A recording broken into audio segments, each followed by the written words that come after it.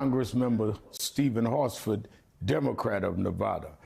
The VP and the governor just wrapped their week-long swing state tour with a rally last night in Las Vegas that drew more than 12,000 people, according to the Harris campaign.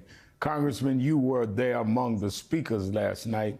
What stands out to you about voters' response to the Harris-Walz campaign?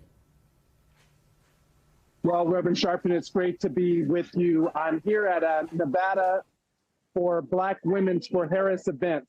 And this is the excitement, this is the energy, this is the excitement that we're seeing all over the country, but right here in Nevada. We had tens of thousands of people that are excited about turning out for this election. We know that all roads lead through Nevada, and not only with Black voters, but Latino, Asian voters, labor voters who are going to make the difference in this upcoming election. And I'm here with a group of Nevadans for Black Women for Harris. These women are making sure that their voices are heard in this upcoming election because we're not going back. We're moving forward with Kamala Harris at the top of the ticket. Now, Congressman, most polls showed President Biden trailing Trump in Nevada before he exited the race last month. Since then, a late July Bloomberg poll showed Vice President Harris 2 points ahead of Trump in Nevada after her candidacy was announced. Although that result is well within the margin of error, but what's the state of play in the Silver State right now, in your judgment? Well, in my judgment, this is not only an election, this is a movement.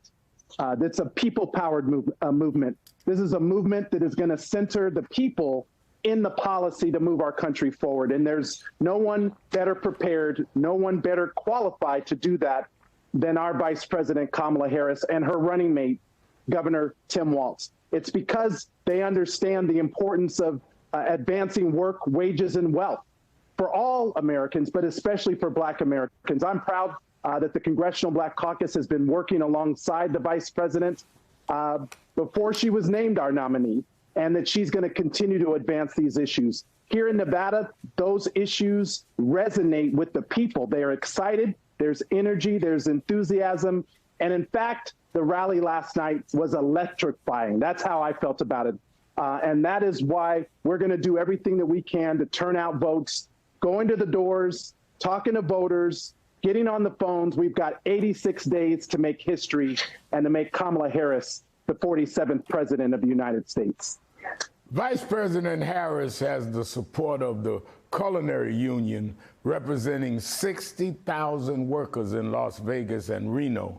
And last night she said she would support eliminating taxes on tips, a plan former President Trump has also endorsed. Take a listen. It is my promise to everyone here, when I am president, we will continue our fight for working families of America.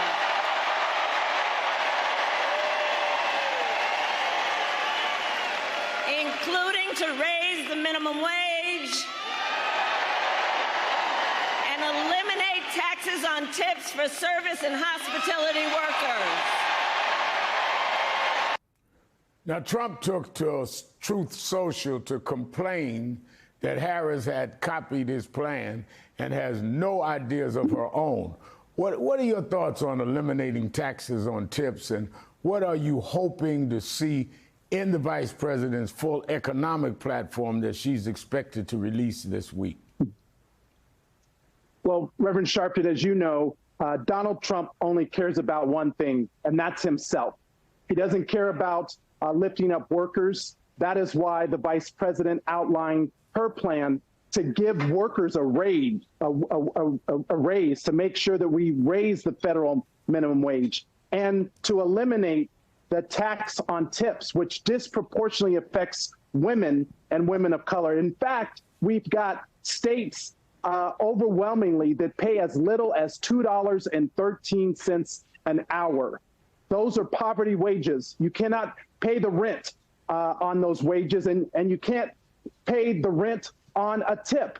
A tip is nothing more than a gift. It is not a guarantee. And I'm proud that the vice president is standing with workers who are making sure that our economy works for everyone. And that means lifting up hospitality workers, tipped workers, and non-tipped workers who deserve a raise. Now, Trump has struggled to find an attack line on the vice president that doesn't lean on race and gender. This morning, his running mate, Senator J.D. Vance, made the rounds on the Sunday morning shows. And while he criticized white supremacists for verbally attacking his Indian-American wife, Yusha, he also defended Trump's disparaging comments about the vice president's racial identity. The Trump campaign has claimed it wants black support. But between Trump's hostility and Vance's self-service on this issue, how can black voters believe that? Well, look, we live in a multiracial, multi-generational society.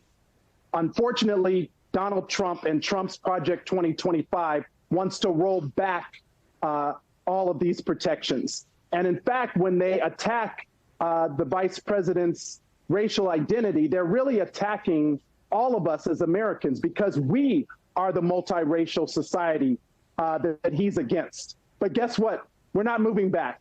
We're not going back. We're going forward. We're going forward, led by Kamala Harris as our nominee, with Governor Walz as her running mate. And it's the American people who will ensure that as we move forward, we do it in a way that lifts up everybody, building up communities rather than tearing them down, building collaboration and coalition rather than dividing us. That's what the vice president stands for, and I'm proud to be supporting her as our next president of the United States. Voting rights will come into focus as we face in the next couple of days the 59th anniversary of the Voting Rights Act. You've been a champion. The Black Caucus has championed the cause of voting rights. You work on voting rights and civil rights issues nationally, as well as in your district. You work very closely with the Las Vegas chapter of Nash Action Network. What do you see as the threats to voting rights 59 years later? The threats to voting rights and to civil rights are laid out in Trump's Project 2025 plan.